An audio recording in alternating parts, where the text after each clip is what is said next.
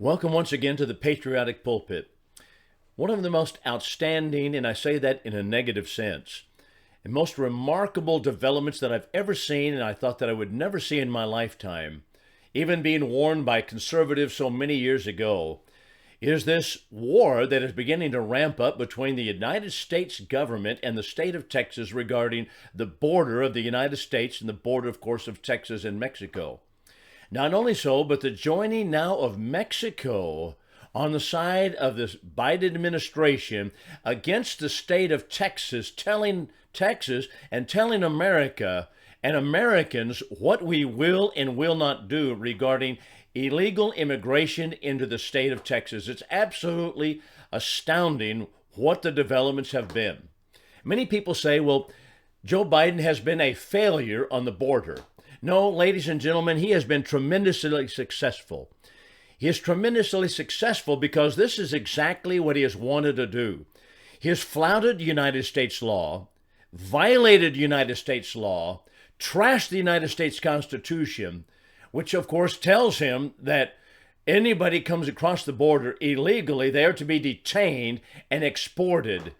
But no, the Biden administration has absolutely flouted the United States law in spite of the fact that the Constitution reads this way and the United States Code tells him what he should do. He has absolutely destroyed it and is destroying the United States and the culture of the southwestern United States completely. He is completely successful in his war against the United States. And amazingly, the state of Texas, even though making great efforts to resist the Biden intrusion and the invasion of the United States by Mexico, it is still going on and we are losing the battle.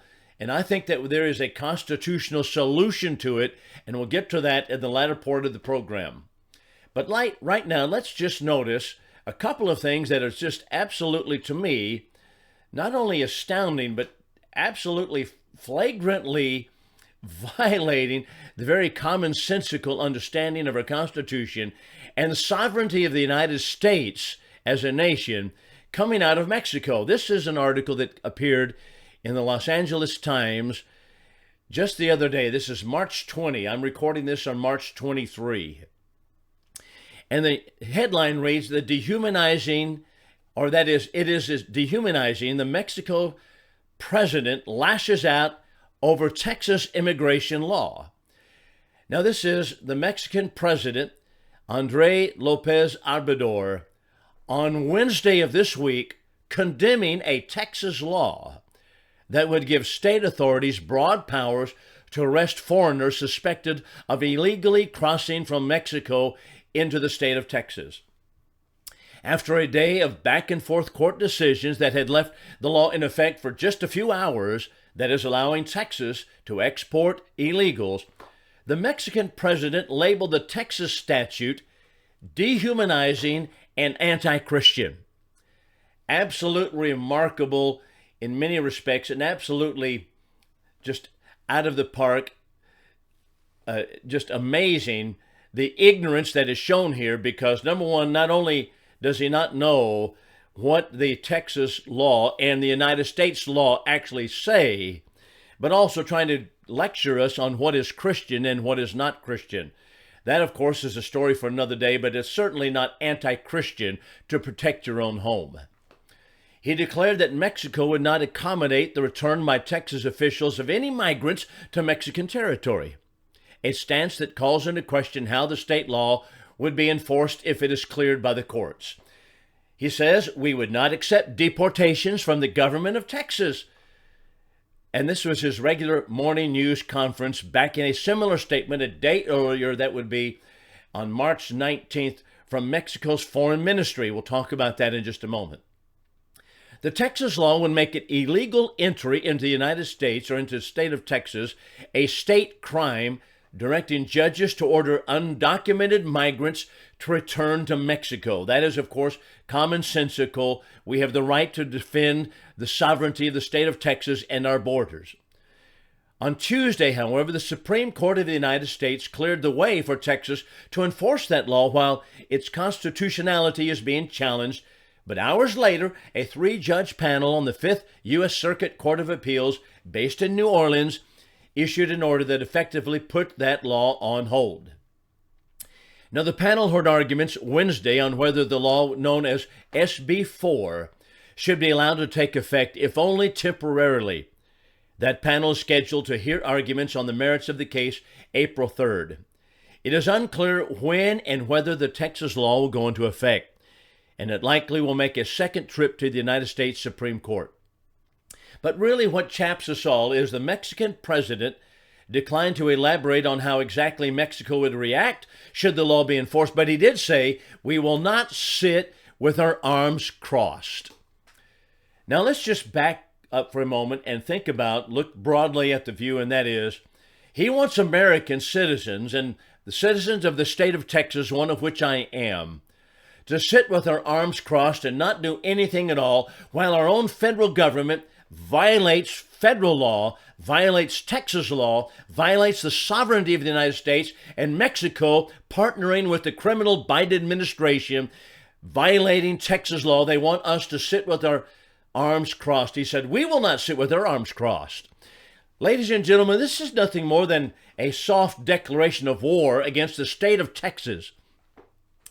Now, Obrador didn't predict any deterioration of relations with Washington, D.C., writes the Los Angeles Times, noting that the Biden administration is challenging the Texas law. So here's the situation. The Biden administration at war with the state of Texas, being exceedingly successful against the southwest portion of the United States, letting in up to 10 million illegal aliens into this country since he took office. Not only so, but now the state of Mexico, which is under Marxist control, and the drug cartels controlling the state of Mexico, telling the United States citizens what you will and will not do as we invade the state of Texas. This is beyond belief. The next line in the Los Angeles Times read this way: Mexico said that international migration should remain a strictly federal matter.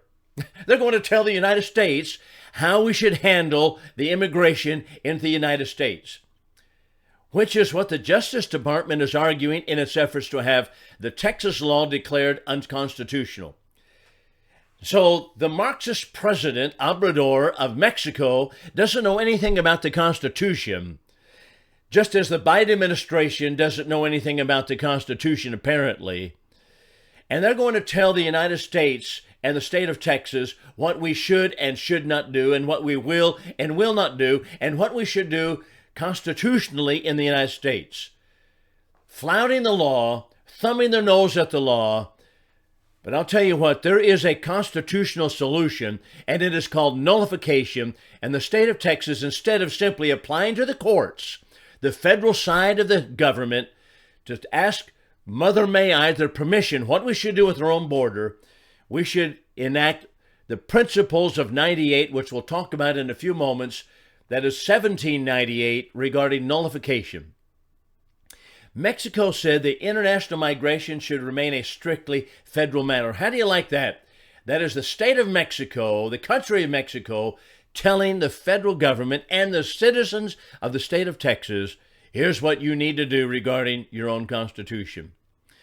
The article goes on, Mexico is not going to have a negotiation at the state level about the theme that is clearly federal. That is now from Eunice Rendon, a columnist at El Universal newspaper in Mexico City. So here now the Mexico City newspaper tells the United States and the state of Texas specifically, this is a federal law according to your law, and we're not going to negotiate at all with the state of Texas. What is actually occurring is war against the state of Texas and war against the citizens of the United States by the Biden administration aligning with the Mexican government and the major newspaper of Mexico City. I might just take an aside here to point out that the Mexico newspapers, the Mexican media for many, many years has preached El Conquista, the conquest of the United States, the southern United States, to reclaim territory that was claimed to be theirs. And that's exactly what they are doing right now. And they're telling the citizens of Texas, we're not going to deal with you. We're not going to deal with Greg Abbott, who I think has been actually heroic in this particular situation regarding the war against the state of Texas. But Mexico newspaper, the Mexican government saying, we're not going to have anything to do with the state of Texas. Los Angeles Times now reads, the law would cause future conflicts with Texas. This is what the Mexico City newspaper, this is Eunice Rendon said.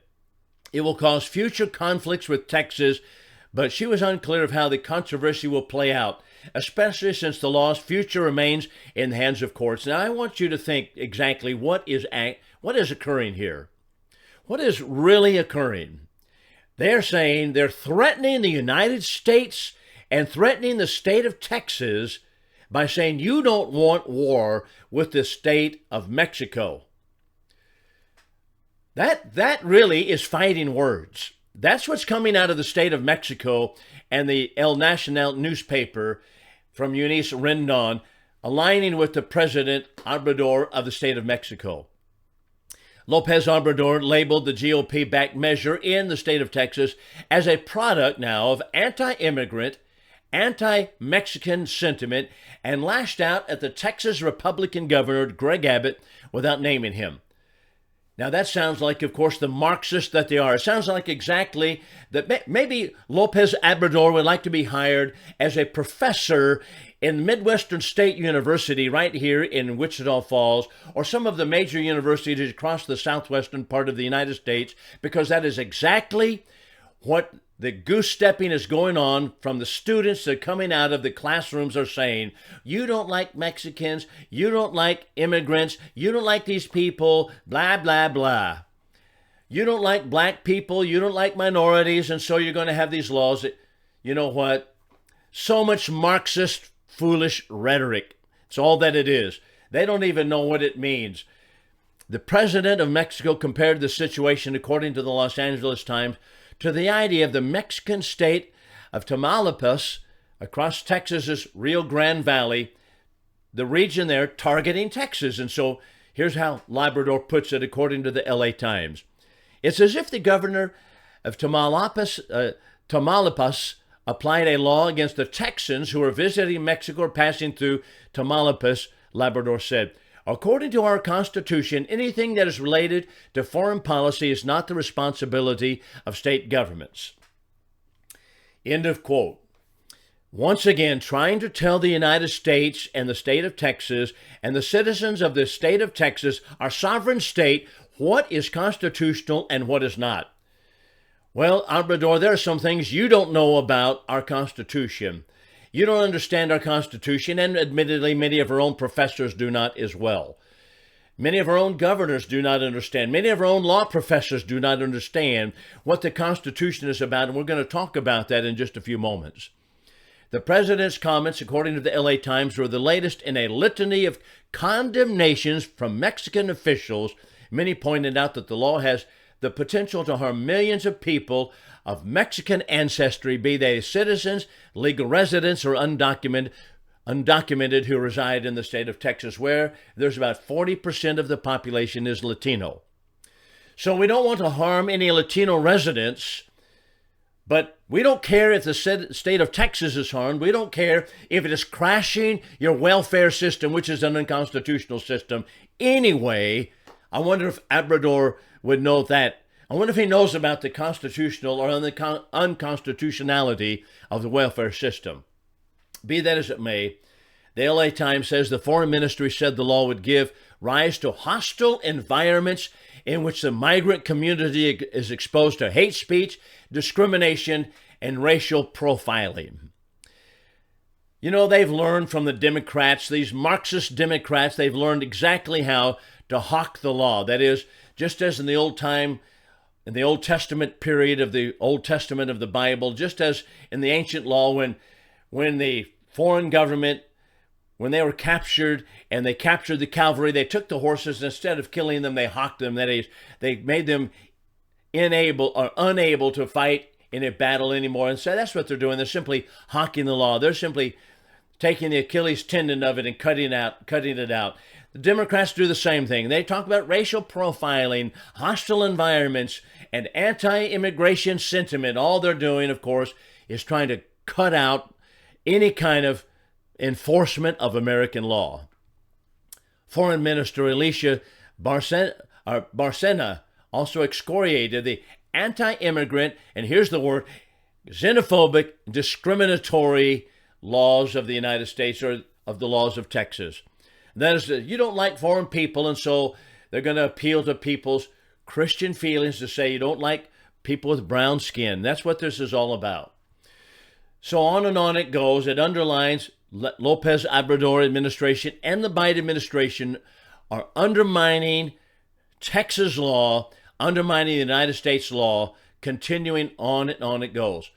So we'll come back in just a few moments. We'll talk about some of this, where the constitutional remedy is to all of these anti-American sentiments and anti-constitutional movements by the Biden administration and the Mexican government in just a moment. All right, let's talk for a few moments about what is the constitutional remedy for this war that is beginning to ramp up between the United States, Texas, and the state of Texas and the country of Mexico. What is the constitutional remedy for all of this? And the answer is the constitutional supremacy and the principles of 98. That would be 1798. So let's lay the groundwork for it for just a few moments. A federal government website called Ben's Guide to the United States Government contains a cartoon version of Ben Franklin explaining how our current system of government works. And the site includes this following proclamation. One of the Supreme Court's most important responsibilities is to decide cases that raise questions of constitutional interpretation. The court decides if a law or government action violates the Constitution. Since the Supreme Court stands as the ultimate authority in constitutional interpretation, its decisions can be changed only by another Supreme Court decision or by a constitutional amendment. End of quote. What's wrong with that statement, you might ask? Well, according to most people, even the Jonathan Turleys of the world, whom I respect highly, who comes on Fox News and is the constitutional expert, as well as many other constitutional experts that come on Fox News as well as other channels and talk about what the Constitution says, that statement is perfectly legitimate. And the key phrase is, since the Supreme Court stands as the ultimate authority in constitutional interpretations, its decisions can be changed only by another Supreme Court decision or by a constitutional amendment. That is, of course, the loggerheads that we have come to in the United States. But what is wrong with this? New York Times best-selling author and historian Thomas Woods provides the answer clearly and concisely at the Campaign for Liberty's regional meeting. This was several years ago when he discussed the views of Thomas Jefferson. And here's how he puts it. And I wonder if Thomas Jefferson might have any kind of authority on constitutional interpretation. Here's how Woods puts it regarding Jefferson's views. Quote, Jefferson's concern was that if we say the federal government has a monopoly on interpreting the Constitution, what do you think is going to happen? This is not brain surgery, Thomas Woods states. If they, that is the federal government, have a monopoly on interpreting the Constitution, they're going to interpret it in their own favor. Surprise? Then we all scratch our heads and wonder, why has the government gotten so completely out of control? End of quote. Woods then hammers home how completely preposterous it is for the Supreme Court to have the sole and final say on the extent of federal power within the following analogy. He says, if you enter into a contract with somebody, and by the way, Our Constitution is a federal contract, which says if you enter into a federal contract, or into a contract, I should say, with somebody, never ever would you say that the other party in the contract can exclusively interpret what it means. Obviously, if only one party in a contract can interpret that contract, it is going to interpret it in its own favor, end of quote, and I will say over and over and over again. That is exactly the quandary that Americans are finding themselves in, and the state of Texas as well, by simply appealing to the 5th District Court, which is seated in New Orleans, or some other court, or even the Supreme Court. Let's talk about the principles of 98. 1798, the federal Congress passed, and Adams, that was John Adams, signed the blatantly unconstitutional and infamous Alien and Sedition Acts. The Alien Act allowed the president to deport any non-citizen he deemed personally undesirable. No judicial proceeding was involved, and at issue was the authority of the president himself. Now, they were not talking in those days about open borders as we are today. They were talking about diplomats from other nations into this country. And John Adams was assuming authority that did not belong to him. Worse was the Sedition Act, which provided for criminal prosecution in federal courts of persons deemed to have made publications, I should say. They were making publications that tended to bring the officers of the federal government into disrepute. Now, what does that mean?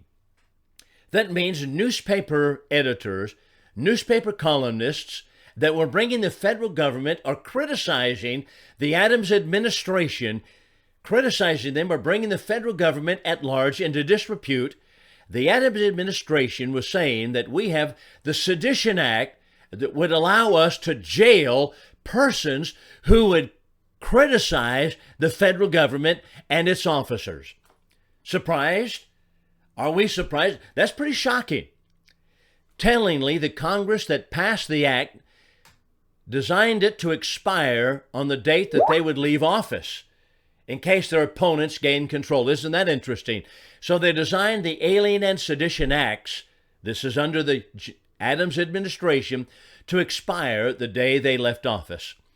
Now, what was Jefferson's response? What is your response? The Jeffersonian response was the series of reports and resolutions that came out of the legislatures of Kentucky and Virginia from 1798 to 1800 that were written by Thomas Jefferson and James Madison. I wonder what those men knew about the Constitution. You know, James Madison was said to be the father of the Constitution, and he was hand in hand with Thomas Jefferson, who was supplying for him materials regarding the Constitution, or constitutional principles, or principles that were put into the Constitution. Jefferson and Madison were exactly right. These resolutions, and Madison, by the way, was the father of the Constitution. Madison and Jefferson authored the Kentucky and Virginia resolutions that reasserted that the federal government, now note carefully, was of specific, limited, delegated powers, and that the federal government was the agent of the sovereign people of the United States and not the judge of its own limits. Now, let me stop here. Is it the case that the federal government is of specific, limited, and delegated powers? Yes, it is. Number one, specific. That is, the federal government has specific powers delegated to it, and it is outlined in the approximately 20 powers that is granted to it in Article 1, Section 8 of the United States Constitution.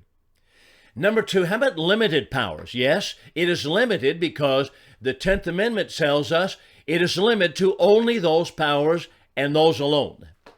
And how about delegated powers? Here's really the key. The delegated powers, we ask the question, who delegated to the federal government powers? The answer is obvious, and that is the states themselves delegated to the federal government the powers that they have, because the federal government now becomes the agent of the sovereign people of the states that were in the United States. In other words, the federal government is not the judge of its own limits. So the resolutions of the Principles of 98 declared that the federal government had egregiously overstepped its bounds and that the states possessed both the right and duty to interpose their authority and render such usurpations null and void. These became known as the Principles of 98, and they are rarely discussed in modern history, but they do show that the federal Constitution, how it was intended to function. These are the principles of the interposition of nullification by a state that asserts that the federal government, if it fails to check itself through one of the three branches of government, then it is up to the states to rein in the federal government. And these are the principles of nullification. This is what the Biden administration is counting upon that you don't know about, that the state of Texas is not going to assert, and that President Obrador of Mexico doesn't know anything about, being a Marxist that he is. They don't know anything about the Constitution. This is called nullification, and it arises out of the 9th and 10th Amendment of the United States. As a matter of fact, nullification was used even before the implementation of the Constitution. Do you know when it was used? It was used when the colonists said to the British monarchy, we are not going to abide by the laws that Parliament passes that violate our rights that have been given to us by the Parliament proceeding. We're not going to allow that to take place. The concept was simply this, that they are nullifying laws that were made by the British monarchy that were violating the rights that were given to them by Parliament, the charters that they had for the different colonies that they were inhabiting.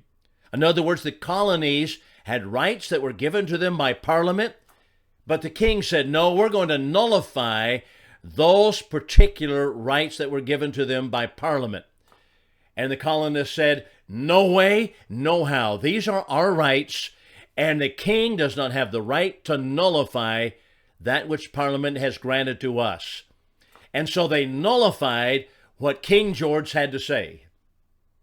It's time that the American citizens, specifically the state of Texas and citizens of Texas, stand up behind Greg Abbott, our governor, and the government of Texas and nullify the unconstitutional acts of our own federal courts, as well as the Supreme Court, as well as the Biden administration, to say, no, we are not going to do that. We granted you the power to begin with, and we are going to stand here nullifying the unconstitutional acts of the federal government. You know, this is interesting as well. Both Jefferson and Madison, both of them, argued that states constitutionally had the right to refuse not only to comply with unconstitutional actions of the federal government, but also to actively prevent the federal government from enforcing them within their own boundaries. They said, no, you're not coming here to enforce them either. You see, these visionaries and their resolutions gave a rise to a peaceful revolution of constitutional principles that would govern this great nation for years to come. And many states have in fact utilized state nullification to check the federal government throughout the history of our republic.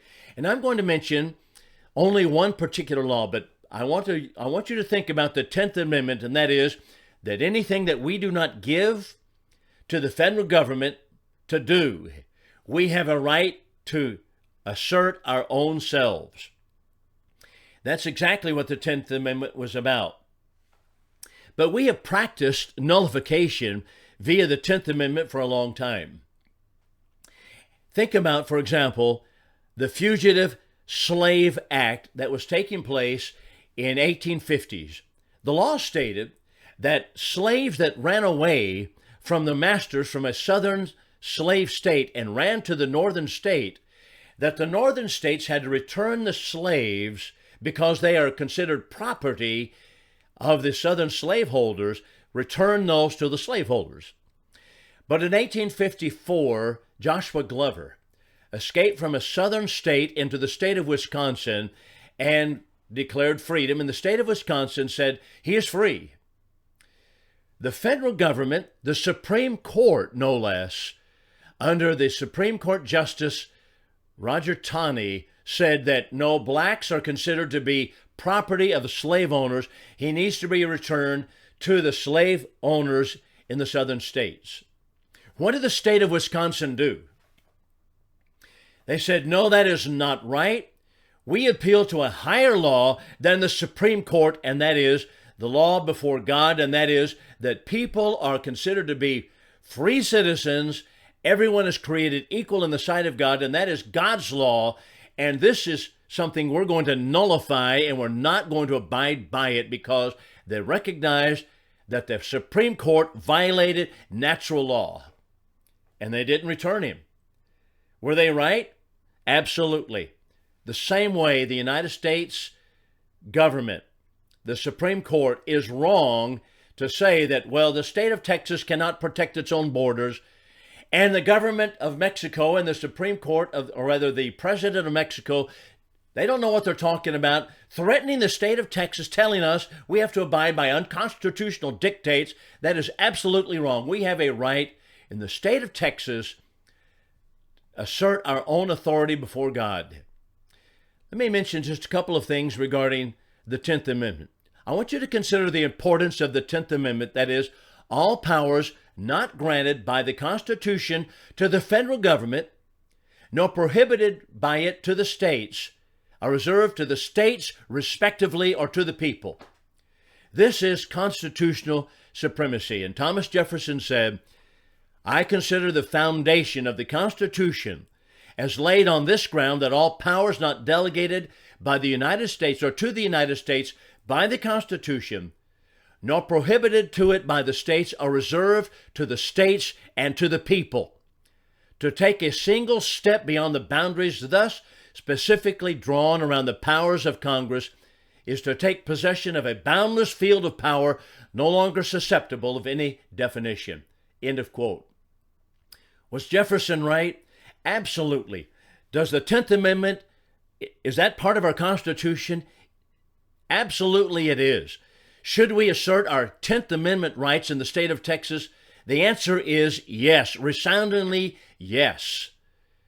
Does the President of Mexico know anything about the 10th Amendment? No, he does not.